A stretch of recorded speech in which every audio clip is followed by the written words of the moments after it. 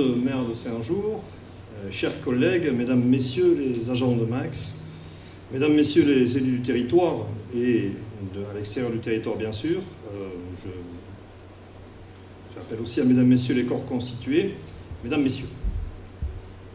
Cher Michel Penn, à mon nom mais aussi au nom des élus et des collaborateurs de la communauté de communes, je te remercie pour ton accueil ce soir à Saint-Jour. Saint-Jour est une commune importante de notre territoire. D'ailleurs, Michel, c'est paraît-il au premier étage de la mairie que se sont tenues les réunions au cours desquelles ont émergé et ont été finalisés des projets comme Atlantis Sud et Aigueblu. Alors je ne sais pas si ces propos sont crédibles, mais force est de constater que ces projets ont été réalisés. Chacun peut aujourd'hui mesurer la pertinence des choix faits à cette époque, il y a presque 16 ans. Pour ma part, je retiendrai le courage, la détermination des élus, mais surtout cette capacité à fédérer, à susciter l'adhésion, à nous aider, à nous projeter, comme savait si bien le faire Henri Emmanuelli. Merci aussi Migueli, qui est ici ce soir, car tu as su mettre dès le départ Max sur la bonne voie, en créant un espace qui nous faisait aller au-delà des limites de nos communes, tout en conservant une dimension humaine. L'alchimie de l'encre violette, sans doute, sans aucun doute, merci à toi. Mesdames, Messieurs, en ces moments quelque peu particuliers, ce sont les cérémonies des vœux qui sont finalement l'occasion, certes, de voir le chemin parcouru, et tout autant celui qui reste à parcourir. Comme vous avez pu vous en rendre compte à travers ce film, ce chemin est riche de projets, de réalisations et donc d'aventures humaines collectives. Car derrière ces actions, il y a des hommes et des femmes, des élus, le personnel de la communauté et d'autres collectivités, ainsi que des acteurs du monde socio-économique. Je découvre depuis quelques semaines qu'être président d'une communauté de communes n'est pas une chose facile. Il faut du temps à une institution pour devenir familière aux citoyens. La commune reste et demeure le cadre de référence. Alors oui, il faut faire preuve de pédagogie, ce qui n'est pas chose aisée, quand des nouvelles compétences nous sont imposées. J'en ai bien conscience, et nous continuerons à mieux faire connaître au quotidien ce que nous faisons bien sûr, mais surtout ce pourquoi nous le faisons. Si une communauté n'est pas une somme de communes qui la composent, ce n'est pas non plus un catalogue de compétences, encore moins un guichet. Notre action, depuis la création de Max, c'est un projet de territoire, mais surtout un projet pour le territoire et ses habitants. Ce projet s'articule autour de 3 axes. D'abord, permettre de façon équitable au plus grand nombre d'accéder à des biens et des services de qualité. Ensuite, conforter l'attractivité de notre territoire tout en préservant les ressources naturelles et patrimoniales. Et puis enfin, c'est de faire de Max un territoire de créativité, d'expérimentation et d'innovation. Alors d'abord, pour permettre de façon équitable au plus grand nombre d'accéder à des biens et des services de qualité, depuis sa création, Max a cette ambition, en portant une attention toute particulière aux personnes les plus fragiles. Par l'aide à domicile, à travers le CIAS, avec une tarification sociale pour tous. Plus d'équité dans cette tarification. Nous veillerons à améliorer les conditions d'exercice de nos collègues du CIAS, aide à domicile, ce n'est pas un métier facile. En faveur de la petite enfance, enfance-jeunesse, notre ambition demeure la même, à savoir favoriser l'épanouissement des enfants et des adolescents, leur permettre de se construire et d'être en capacité à se projeter. Mais c'est aussi d'être à l'écoute des parents et des familles. Le centre ressources qu'est l'Escale Info est un outil qui répond aux attentes des familles. Par la gestion de l'hébergement d'urgence, nous poursuivons notre effort en diffusant sur le territoire une offre répondant aux besoins de nos concitoyens. Et envers les gens du voyage, où notre politique demeure la même, alliant intégration, accompagnement, mais aussi respect de la loi. Faire preuve d'humanité, c'est aussi accueillir, non pas des migrants, mais des femmes et des hommes victimes de guerre et de la misère. Bien sûr, l'aide au logement pour tous. Nous commençons d'ores et déjà à travailler sur un futur PLUI, plan local d'urbanisme intercommunal, Rappelons qu'en 2017, ce sont 188 logements qui ont été accompagnés. Dans cet esprit, Rénomax permettra d'aider les familles modestes dans la rénovation thermique de leur logement pour que les investissements dans les économies d'énergie ne soient pas réservés aux seules familles aisées. Enfin, chacun reconnaît le rôle structurant du pôle culinaire. Entre 2016 et 2017, il a confectionné 46 000 repas supplémentaires. Toujours dans cette ambition, liée à la dynamique démographique de notre territoire, l'une des toutes premières de la région Nouvelle-Aquitaine, la question de la mobilité est cruciale pour notre territoire. En matière de voirie, la compétence de Max s'articule autour du triptyque gérer, entretenir, aménager. Plus de 1800 dossiers sont traités par an pour le volet gestion. Au titre de l'entretien, 3 200 000 € ont été alloués et 3 200 interventions des équipes en 2017. En ce qui concerne le volet plan pluriannuel d'investissement, 19 opérations ont été conventionnées, 5 nouvelles vont démarrer en début d'année. La gestion des flux, qu'ils soient annuels ou saisonniers, la circulation, est aussi une question prégnante.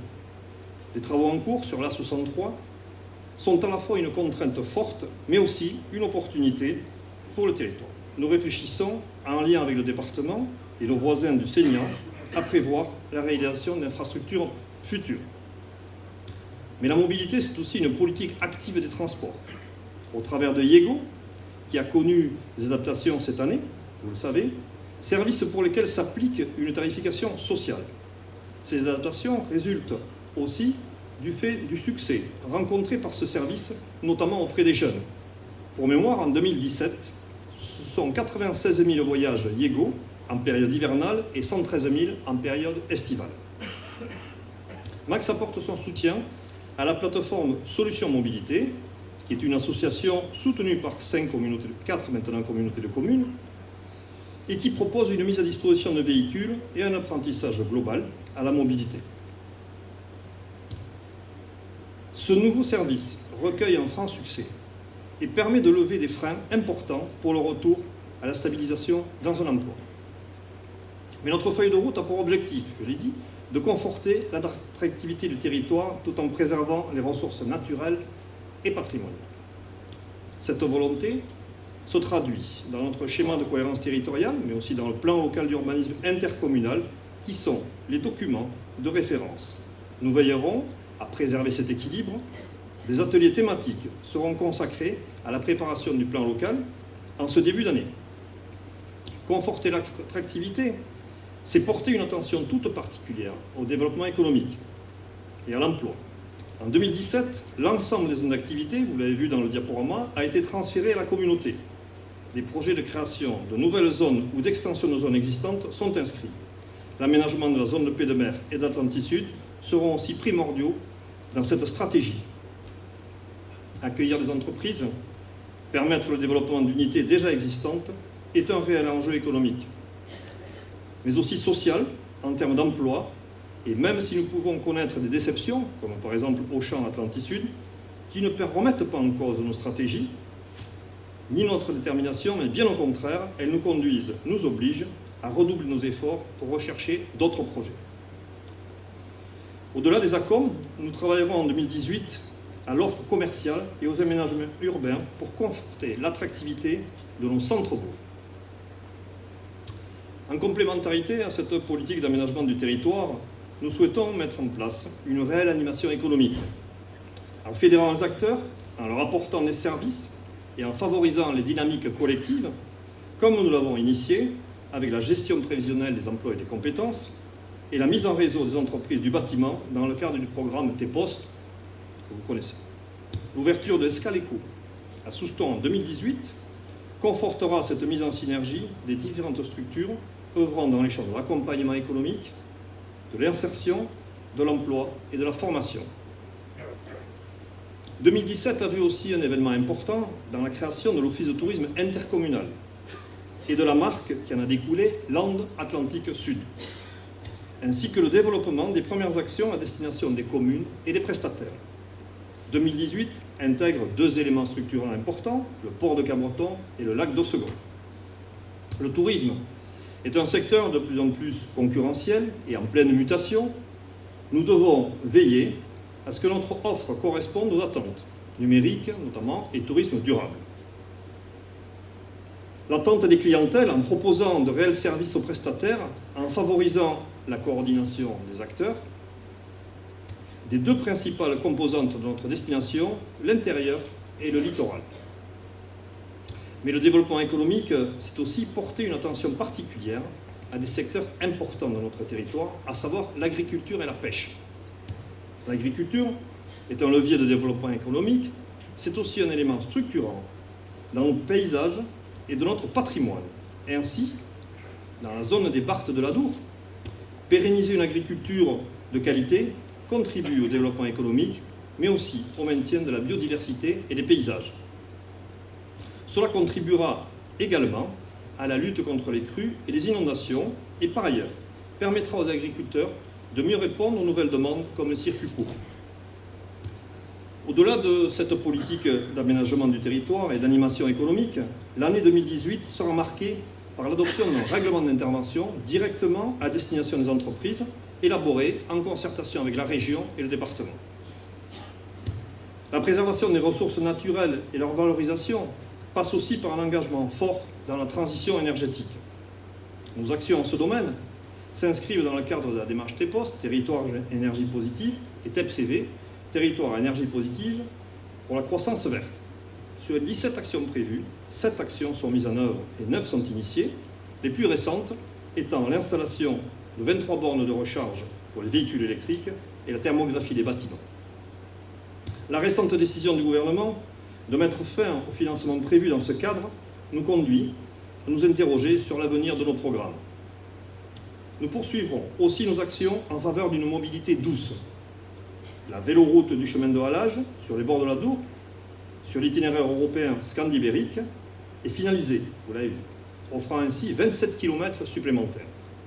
Depuis le 1er janvier de cette année, Max est compétente en matière de GEMAPI, c'est-à-dire gestion des milieux aquatiques et prévention des inondations. Il s'agit d'un dossier complexe, à la hauteur des enjeux, qui aura des incidences économiques fortes.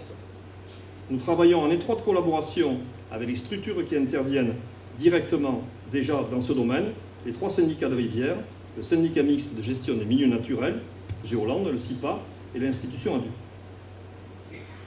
Mais notre ambition collective doit être de faire de Max un territoire d'attractivité, de créativité, d'expérimentation et d'innovation. La créativité, c'est un soutien fort à l'accès et à la diffusion de pratiques culturelles. Si cette offre rencontre son public, car nous avons le souci de la rendre accessible au plus grand nombre, des efforts seront faits pour mieux la valoriser, mieux la faire connaître. L'action culturelle de Max ne saurait se limiter à tel ou tel équipement, ni à une négociation économique. C'est une politique globale, être aux côtés des artistes, professionnels ou amateurs, aux côtés des associations, est un travail de fond. Mais nous devons sans doute nous interroger, en concertation avec les territoires voisins, sur un équipement culturel à imaginer dans les années à venir. La mise à disposition d'équipements sportifs de proximité participe à la fois au bien vivre ensemble, mais aussi à la réalisation individuelle et collective. C'est aussi une forme d'expression.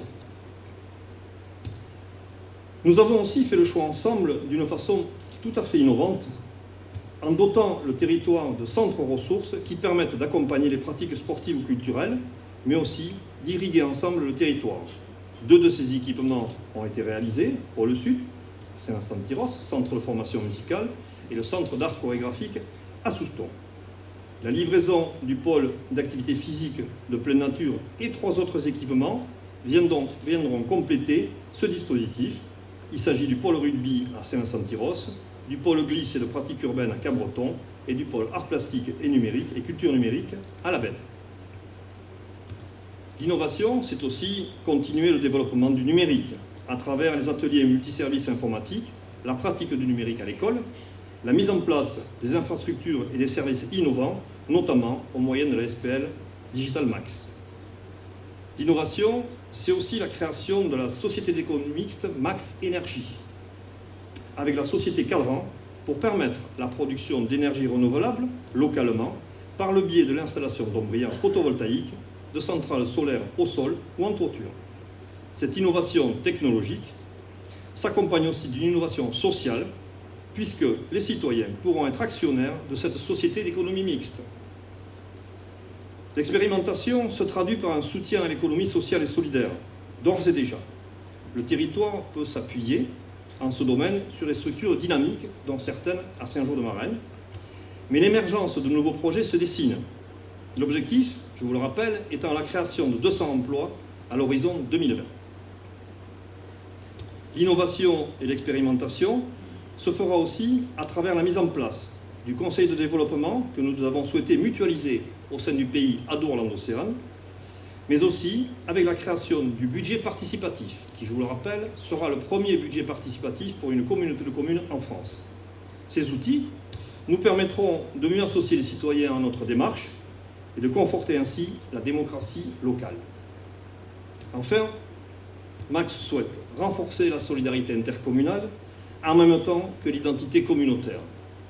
La mutualisation que nous mettons en place permet aux communes qui le désirent d'accéder à de nouvelles fonctions ou de diminuer le coût de fonctions support et ainsi de conforter leur mission de service public.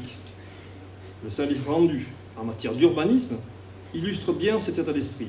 Il offre un juste équilibre entre une décision de proximité qui demeure dans la commune et une instruction au sein de la communauté. La volonté de faire accéder les communes à plus de services se traduit par l'attribution de fonds de concours solidaires et du pacte fiscal, autre innovation, affectant des moyens plus importants aux communes les moins dotées. En interne, le travail des élus et des services en organisation de projets transversaux, dont l'organisation sera bientôt proposée, rendra plus opérationnelle l'action de Max autour de réalisations d'intérêts communautaires. Alors, mesdames, messieurs, cette ambition à laquelle nous sommes si attachés, que nous partageons, que nous devons faire partager, est animée par des valeurs. Les valeurs du progrès, de la justice sociale, de l'équité, de la solidarité et surtout un indéfectible attachement aux femmes et aux hommes de notre territoire. Elle ne pourra se mettre en œuvre et réussir que si, et seulement si, chacun y prend sa part. Chers collègues élus, je sais qu'en 2018, vous continuerez à vous consacrer à cette tâche. Mais je sais surtout qu'en 2018, comme les années précédentes, nous aurons la chance de pouvoir travailler avec des agents dans le sens du service public est à saluer. Je disais en ce début de propos que les cérémonies des vœux avaient quelque chose de particulier. Cela vaut aussi pour les cérémonies des vœux d'une façon générale, mais ce soir, les choses sont un peu différentes.